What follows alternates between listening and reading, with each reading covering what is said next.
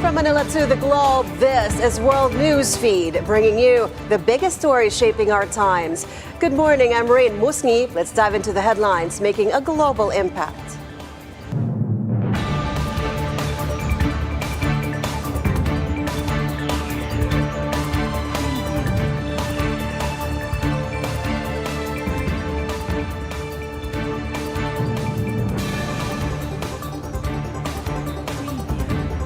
The International Criminal Court issued arrest warrants on Thursday for Israeli Prime Minister Benjamin Netanyahu and his former defense chief, as well as a Hamas leader, Ibrahim al-Masri, for alleged war crimes and crimes against humanity in the Gaza conflict. In their decision, the ICC judges said there was reasonable grounds to believe Netanyahu and Yoav Gallant were criminally responsible for acts including murder, persecution, and starvation as a weapon of war as part of a widespread and systematic attack against the civilian population of Gaza.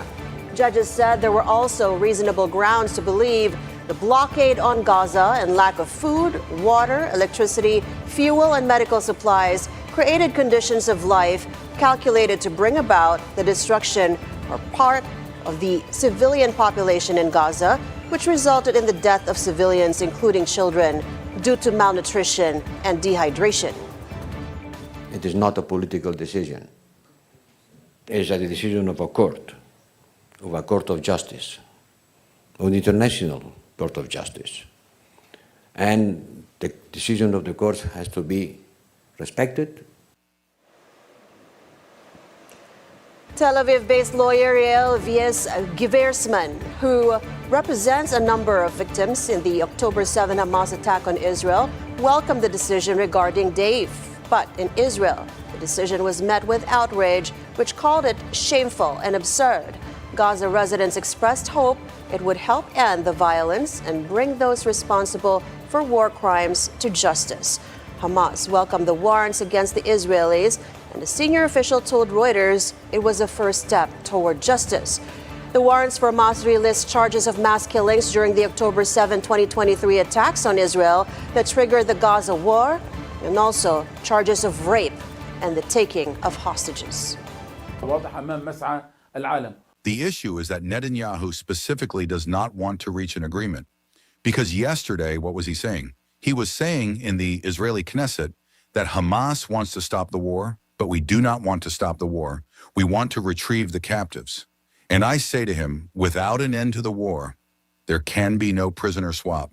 This decision means that victims from 5 different crime bases of Hamas on the 7th of October, including hostages in Gaza, still, they can be represented there and we'll represent them. We'll bring their voice in the case of Mohammed Deif. First of all, we're not going to let you guys have your hands on him. Not going to happen. And second, wait a couple of months till Trump gets on board, and then we'll see what you have to say. The court does not have its own police force to carry out arrests and relies on its 124 member states for that, with only limited diplomatic means to force them if they do not want to. Israel's Prime Minister Benjamin Netanyahu said the decision by the International Criminal Court to issue a warrant to arrest him for alleged war crimes was an anti-Semitic act. Israel has rejected the jurisdiction of the Hague-based court and denies war crimes in Gaza.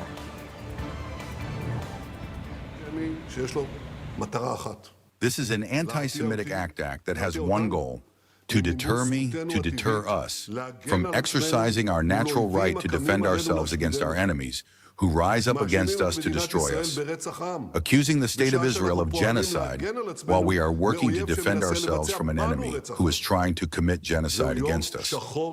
This is a black day in the history of nations. The International Court of Justice in The Hague, which was established to protect humanity, has today become the enemy of humanity.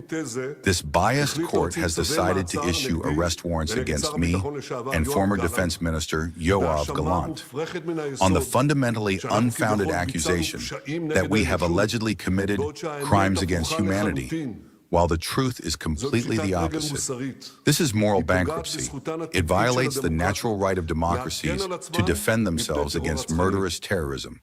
I want to inform you No outrageous anti-Israeli decision will prevent us and will not prevent me from continuing to defend our country in every way. We will not give in to pressure. The United States rejected a decision by the International Criminal Court to issue arrest warrants on Thursday for Netanyahu and his former defense chief. A White House National Security Council spokesperson said the prosecutors' rush to seek arrest was concerning and the process errors that led to this decision troubling. Russian President Vladimir Putin says Russia had launched a hypersonic medium-range ballistic missile attack on a Ukrainian military facility. He also warned the West that Moscow could strike the military installations of any country whose weapons were used against Russia. In a nationwide TV address, Putin said the West was escalating the conflict in Ukraine by allowing Kyiv to strike Russia with long-range missiles and that the conflict was becoming a global one. So Russia had conducted combat tests of the Oreshnik, the Hazel hypersonic missile system in response to the aggressive actions of NATO countries against him.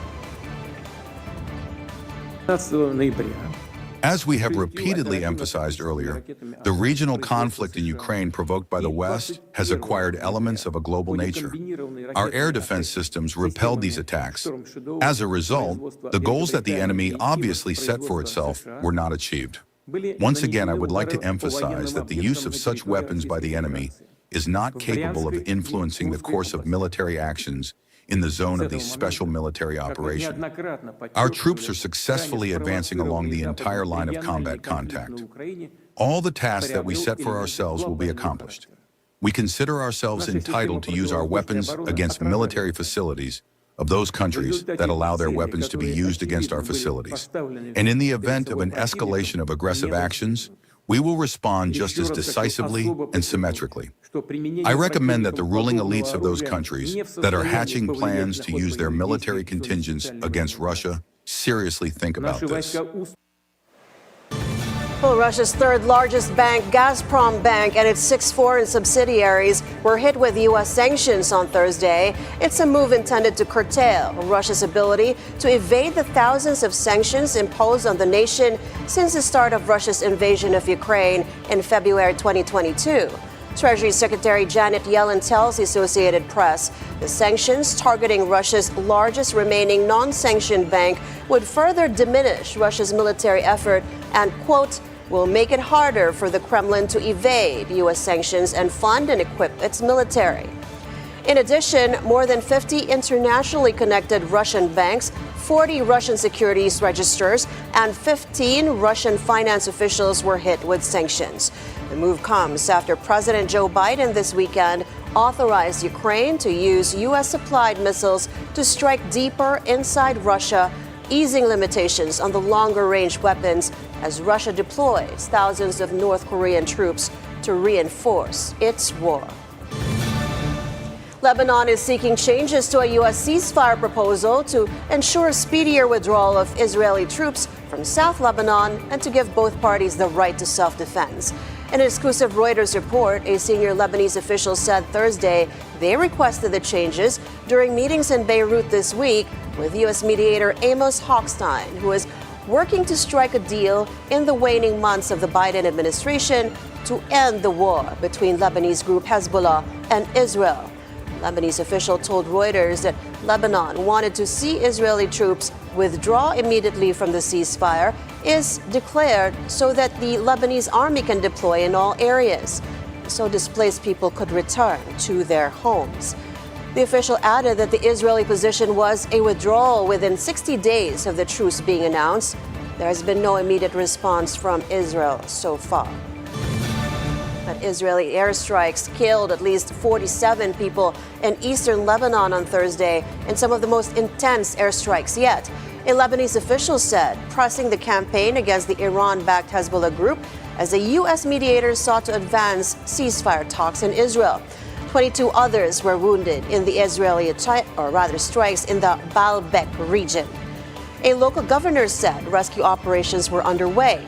Beirut shook as Israeli airstrikes hit the Hezbollah-controlled southern suburbs about a dozen times, sending up clouds of debris. The region bordering Syria is an area of Lebanon where the Shiite Islamist Hezbollah holds sway. More news from around the world in a moment. Stay on BNC.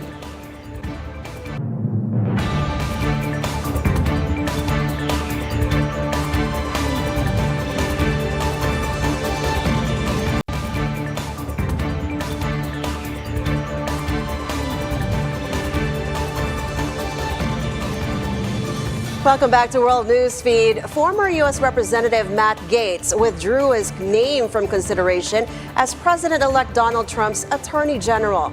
In a post on X, Gaetz said his confirmation was becoming a distraction. The announcement came a day after the House Ethics Committee deadlocked on releasing a report into allegations of sexual misconduct and illegal drug use by Gaetz, and after he met with Republican senators whose support would be needed to become Attorney General. At a UN climate summit in Baku, Azerbaijan, division and discontent spilled into the open Thursday. A draft proposal at COP29 for a new global finance deal, which offered two vastly different options, left no one happy as the closing deadline neared. With the summit set to wrap up on Friday, but widely expected to overrun, the new document showed much remains undecided on key questions, such as what counts toward the annual figure, who pays, and how much. Developing countries need at least $1 trillion a year by the end of the decade to cope with climate change. Economists told the talks last week. Some negotiators also said Thursday's proposals failed to uphold a pledge made at last year's Dubai summit to transition away from fossil fuels, hailed at the time as a landmark moment. Forgive me, but I'm not going to sugarcoat it. I'm really sorry to say, but the text we now have in front of us, in our view, is imbalanced, unworkable, and unacceptable. This is a big step back, and it is not acceptable at this current moment of crisis. Specifically, the GST call to triple renewable energy, double energy efficiency and transition away from fossil fuels is hidden as a reference to a few paragraph numbers. We must see it prominently reflected and owned and endorsed.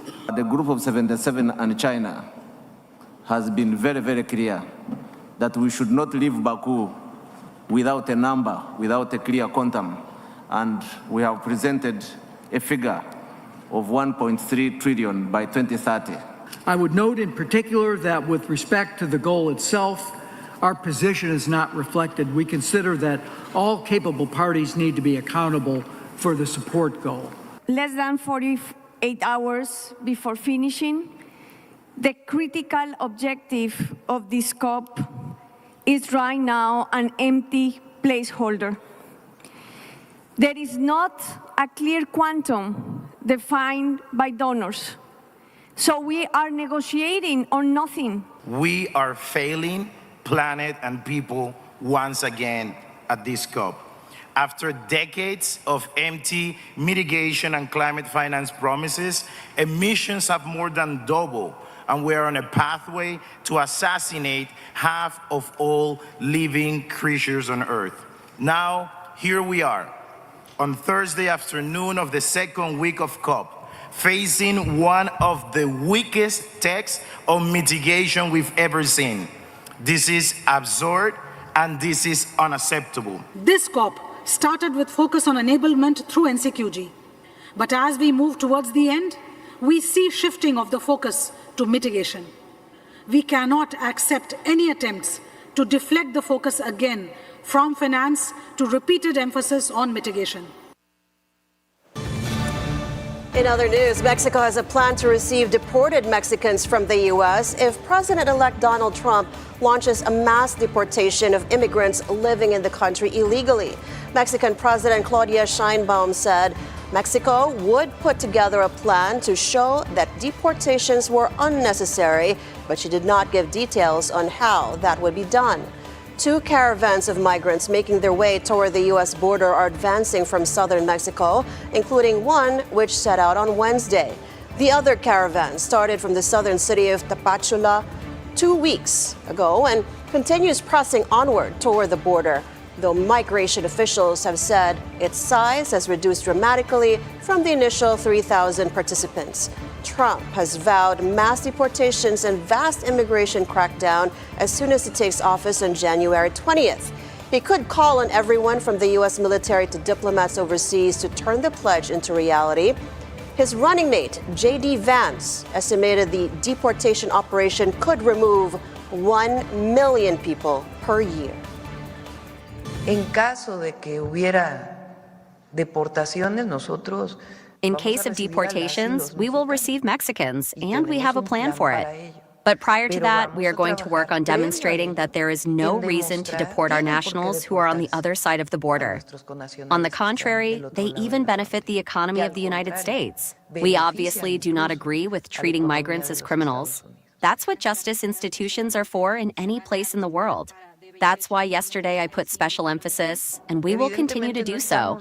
And we have it quantified, and we will present it publicly when we have meetings with President Trump's team on the importance of the work that Mexican men and women do in the United States, how much resources they pay in taxes for the work they do, which is top-notch, the need of the United States for these workers. On the lighter side of the news, Ed Sheeran can now add player recruitment to his glittering achievements after Ipswich Town CEO Mark Ashton revealed that the British singer helped the Premier League club bring in a new signing. The 33-year-old British musician fulfilled a football fan's dream in August when he purchased a minority stake in his hometown club, which earned promotion to the top flight last season. But he did not join their board. However, Sheeran does have an executive box at the Portman Road Stadium, and when he was told a prospective recruit was a big fan, he immediately came to their rescue to seal the deal. Although Ashton did not reveal who the player was, he added he's certainly scoring a few goals. Bringing in new players has obviously been a challenge. Everyone wants to play in the Premier League, but there's a lot of clubs competing for them. Just tell me, one of your superstar backers, your sponsor, the biggest fan, the most prominent fan you've got, Ed Sheeran, he can play a part, can't he? He certainly can. Again, a local man, global superstar, sponsor of the football club, now a shareholder, and now officially part of our recruitment team. So in the summer, we were trying to persuade, I think, one particular player to join the football club, and realised that he was very quickly an Ed Sheeran fan. Ed jumped on a Zoom call with him at the training ground just before he stepped on stage with Taylor Swift, and hopefully that was key part of getting the player across the line. And is the player doing okay at the moment? I know you won't name him, but give us a clue. Certainly scoring a few goals. There you go. So it narrows it down, so there you go. Well, only 2 Ipswich players have scored more than 1 goal this season. Liam Delap, who was signed from Manchester City in July, and Sammy Schmodix, who joined the club from Blackburn Rovers in August. Sheeran had performed with Swift during her Eras Tour concert at Wembley Stadium a day before Ipswich announced the signing of Schmodix. The Irish forward also posted a picture celebrating with Sheeran after his overhead kick goal against Tottenham Hotspur earlier this month gave Ipswich their first win of the season. Australia's centre-left government on Thursday introduced a bill aiming to ban social media for children under 16. This is the highest age limit set by any country and will have no exemption for parental consent and pre-existing accounts. Australia plans to use biometrics or government identification for its age verification system. Prime Minister Anthony Albanese is stern about the bill, saying though some kids might try to find workarounds, social media companies should clean up their act. The proposed fines for social media platforms could go up to $32 million. Meanwhile, snow blanketed Paris on Thursday, covering sidewalks in a layer of white and slush, delighting both tourists and locals. In the Montmartre district in northern Paris, the steps leading to the Sacré-Cœur Basilica were adorned with snow, while tourists dressed in winter attire snapped selfies, admiring the panoramic views of the city's snow-covered rooftops. The snowfall ceased by Thursday afternoon, but 31 French departments, similar to counties, are under an orange alert for snow, spanning areas from Brittany and Normandy in the north to Paris region, southern suburbs, as well as Burgundy, parts of eastern France, and the southern French Alps. Meanwhile, a volcano near Iceland's capital erupted late Wednesday, marking its 10th eruption in 3 years and prompting the evacuation of a nearby fishing village and tourist site. Red-orange lava gushing from a fissure surrounded by thick smoke, the Icelandic Meteorological Office reported that this eruption is smaller than the last one in August. The region had been dormant for 8 centuries until March 2021, when increased seismic activity began. About 50 houses were recently occupied in the area, and volcanologists warn that the volcanic activity has entered a new phase. Iceland has 33 active volcanic systems and most of any European country located on the mid-Atlantic ridge, which causes earthquakes and eruptions. Finally, a banana duct taped to a wall has become one of the priciest artworks ever sold. The piece fetched an astonishing $6.2 million at a Sotheby's auction in New York City. Initially estimated to sell for $1 million, the banana sparked fierce competition among 7 bidders. The winning collector, a Chinese entrepreneur and founder of the Tron cryptocurrency platform, took home this quirky masterpiece. And that's all for now. Thank you so much for joining us.